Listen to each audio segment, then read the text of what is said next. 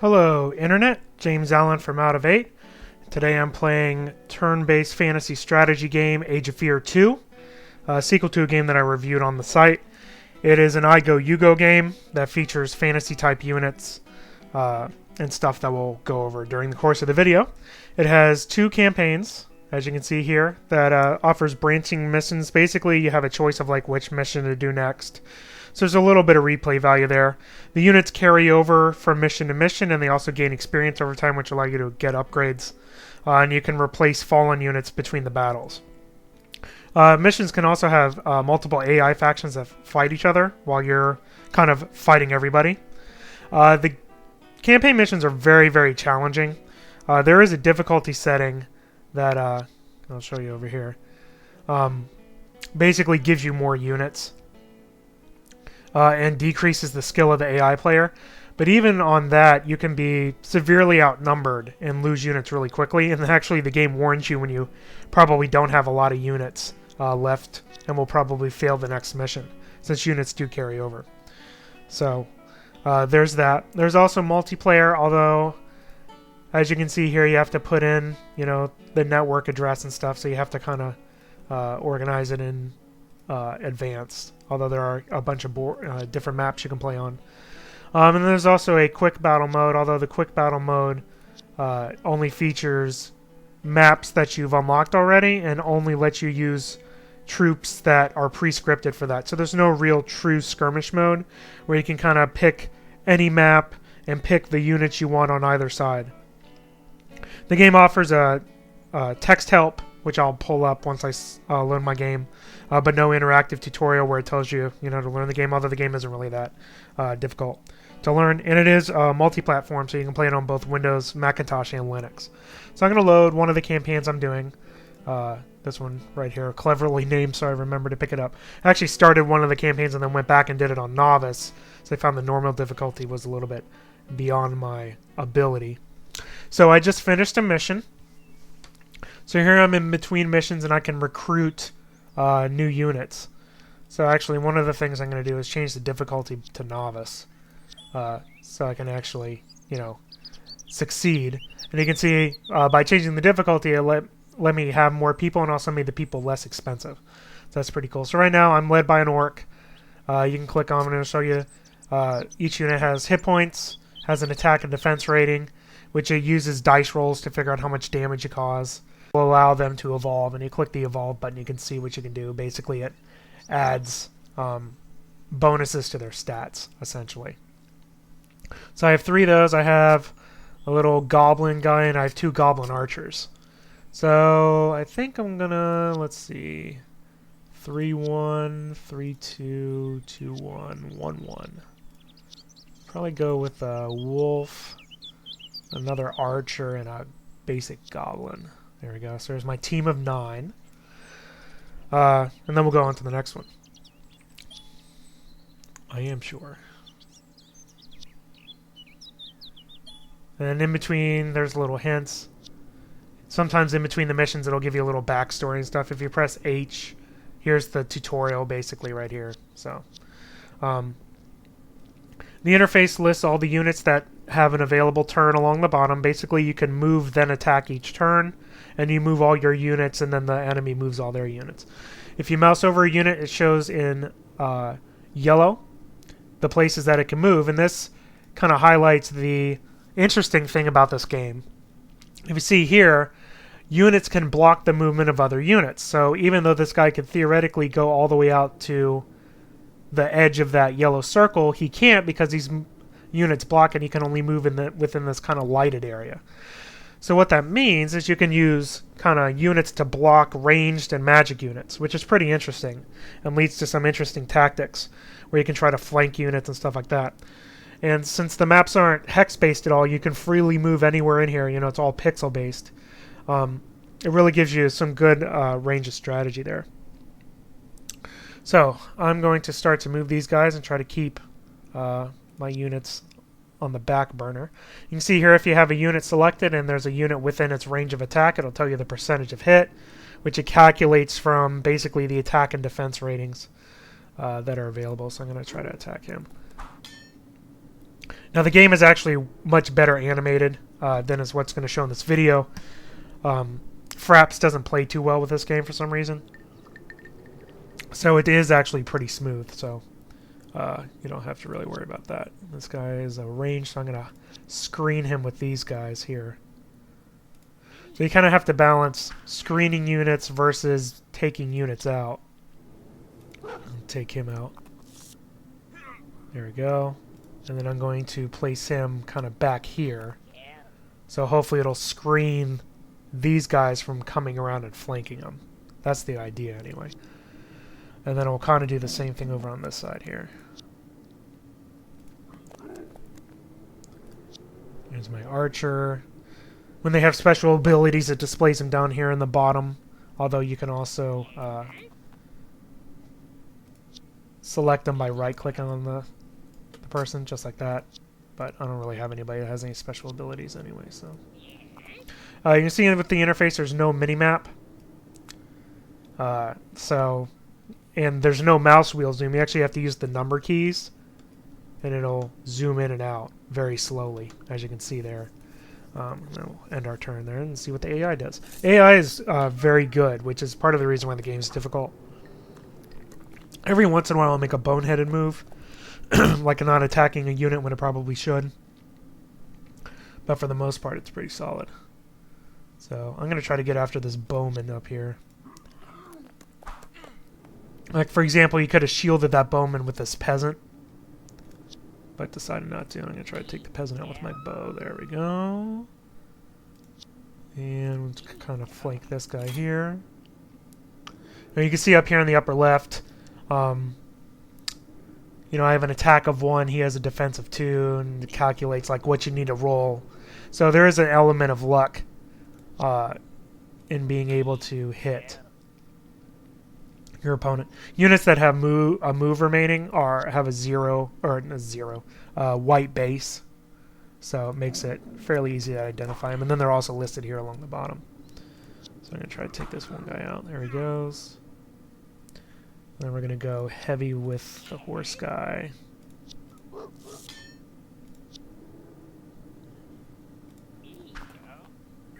So I'm actually doing pretty good in this battle here. Although this hero guy is going to really become trouble, I think. So I can take him out. I'll move him and screen him back there. I was hoping to take him out with my archer. See, I missed. I got so unlucky. I'm concentrating on horse boy here. He must have a really high defense rating relative to my units. Alright. We're going to have him attack. And then he'll go around. And that's it for my turn.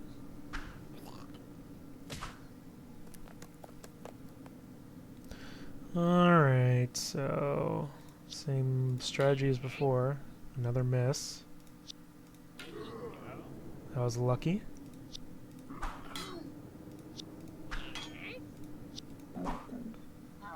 Alright, he's taken out. Missed, because I rolled a 1. Critical miss. Awesome.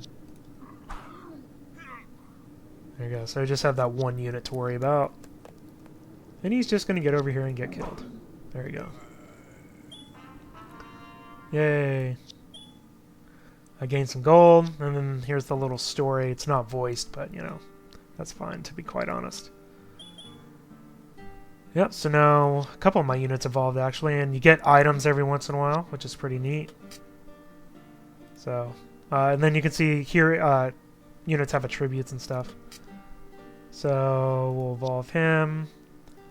So, we'll go veteran, get you more ratings. Sounds good to me. And then I can get 3 more people. So, I'll probably go... What's a troll? Ooh, yeah, I like that. I have enough archers. I need some frontline troops here. Just kind of screen. There we go, that'll work. Let me save this. I am sure. Alright, we'll do one more. And I'll probably go back and do a standalone mission to kind of show you a magic person. Alright.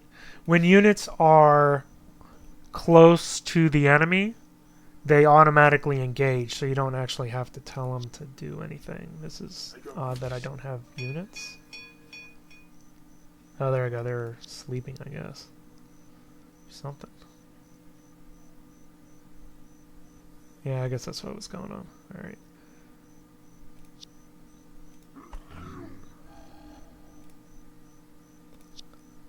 I don't know. Over here.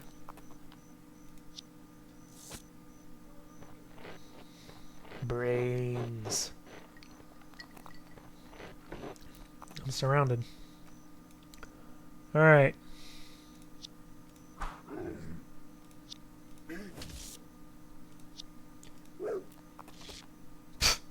You stink. 2 critical misses in a row.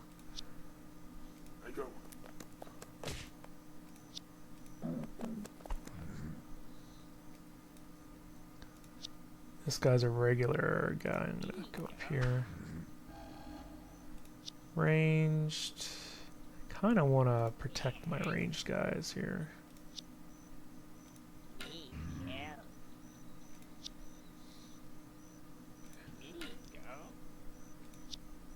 And I'm going to do that. Basically makes it, since they automatically engage, it makes it so you can't move them if they're engaged in battle. So, like, it lets me tie this unit up with this unit. So, that's pretty handy.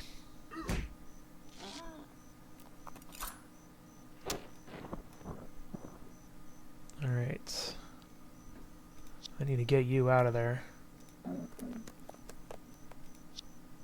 10%. I'll try to get this guy. Very good. 3-0. Let's go up here.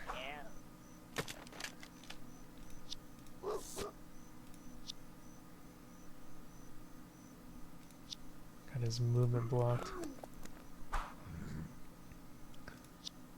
He's ranged, right? Yeah. I'm gonna stick him behind him.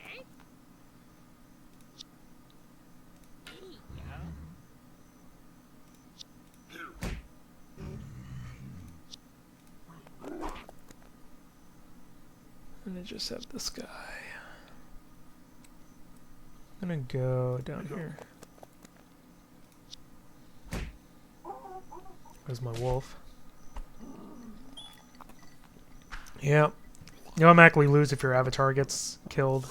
Your bot, you know, your hero. So sometimes it's kind of smart to hide them, which is what I'm gonna do.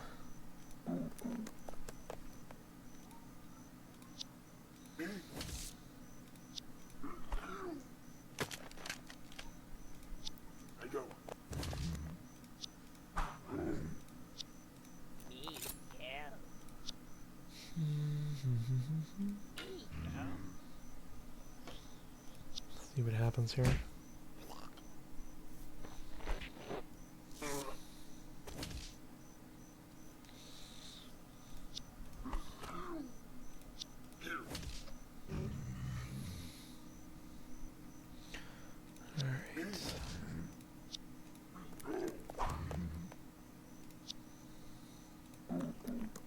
Death blow.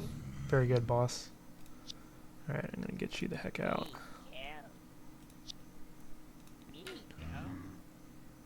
Alright, and I'm gonna try to swing these guys over to protect the archers. Here they come. Good thing you guys are slow.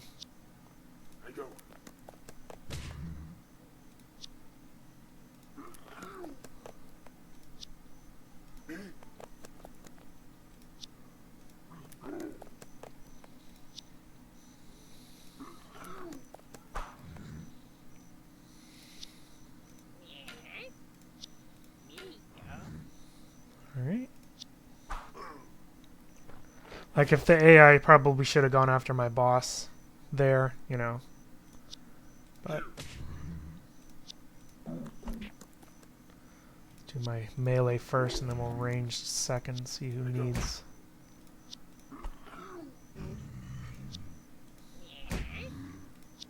Come on, 80%. Very good. You win. A winner is you. Blah, blah, blah. There you go. So there you go. So I got a lot of people that evolved actually that time. I can do veteran on him. Veteran. Veteran. Intelligent. Yeah. And then you can, you know, purchase more stuff. So, there's a couple of the campaign games. I'll go to one from the other campaign, although I'll do it standalone here. Go back to the main menu here. Quick battle. I think it was one of these. So you can pick either side. There we go. Yeah, this is pretty much it. Alright, so I'm red on this one. You can see, here's my hero. You can see it has some spells available and whatnot, so. My summoner can sacrifice by, like, basically kills themselves but does a bunch of damage or summon things. Those are people to really keep in the background. So, alright, let's try to move these guys up here. Hey. What?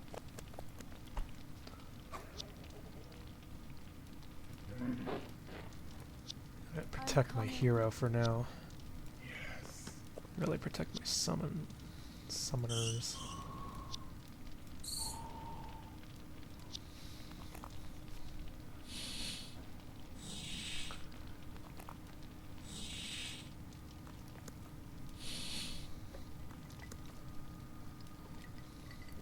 Those green things are actually summoned creatures.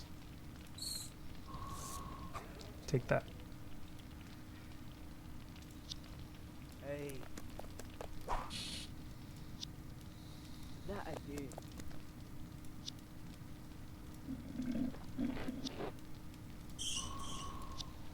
I'm waiting.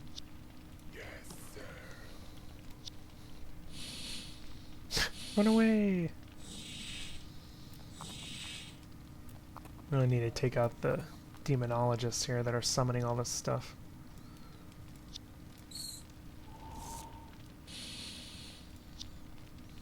What?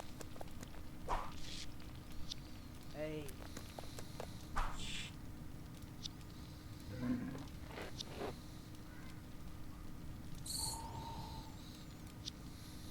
I'm coming. Summon an imp here.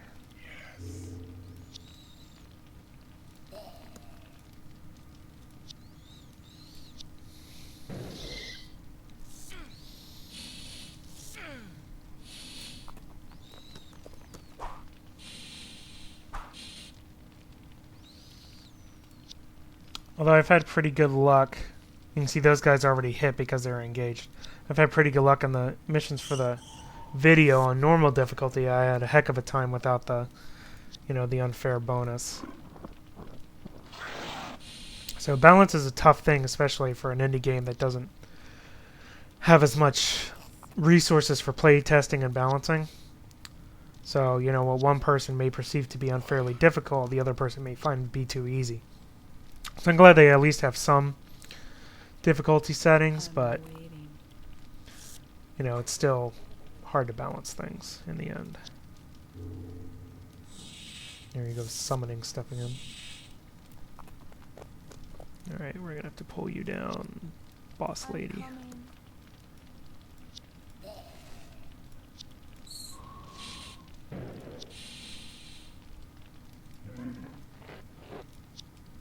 What?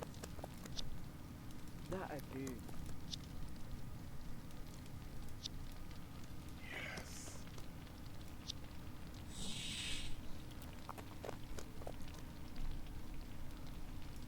Alright. Yeah. Stomp. Get him. Dead. Alright, who's left? That guy up there, alright. New defensive positions!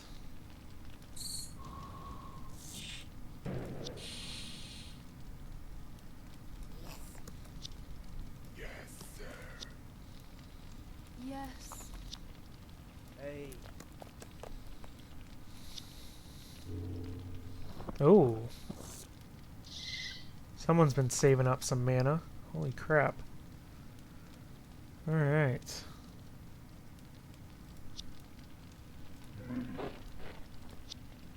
What? Hey.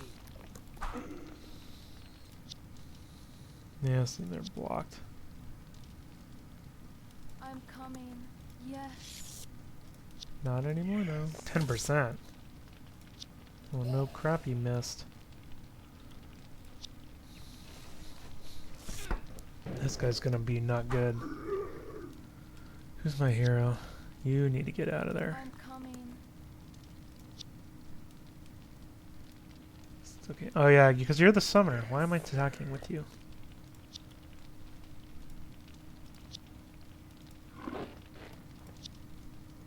That I do.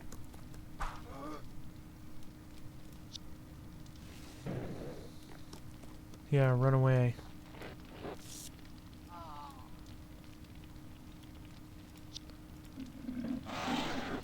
Good. That was a good roll. What?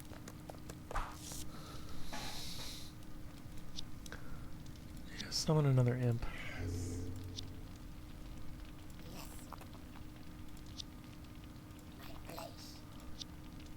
Yes.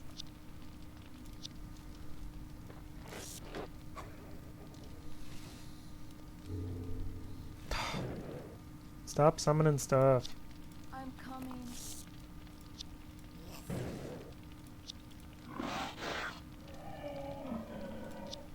Hey.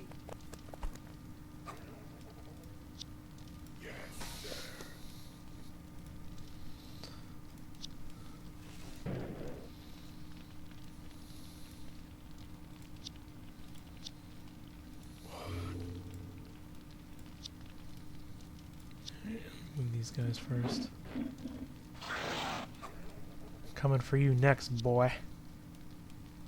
Yes.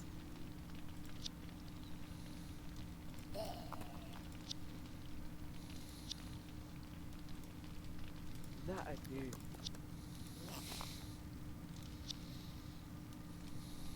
Didn't even do anything. Oh, he might not even have any. Yeah, he doesn't have any attacks. All he does is summon stuff. So you're pretty much screwed.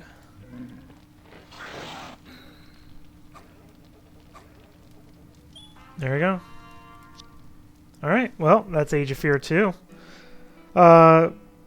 Honestly, it's not really a sequel to the original Age of Fear. It basically just adds the 2 campaigns and new units. Everything else that was different from when I did the review was actually done for free to owners of the original game. So, I would have liked to seen, although to be honest, probably wouldn't even get used, some sort of matchmaking for the multiplayer, although I don't suspect there's really that many people to really justify that. I would like to see a better skirmish mode that lets you pick your own units and pick your own maps, even if you haven't beaten them in the campaign, just for more replay value. It does have a lot of units, and the campaigns are fairly extensive, although they are very challenging. So you have to bring your, strategy ability to the table in that sense. And really, what sets this game apart is that movement mechanic where you can block units with other units and it restricts their movement. That's really what kind of sets this apart from other turn-based games. So, that mechanic alone doesn't make a game, but it has a fairly solid game around it that, honestly, with maybe 1 or 2 more features, such as a more robust skirmish mode, I think would really open the game up to wider acceptance. So that's all I have for today. Until next time, bye now.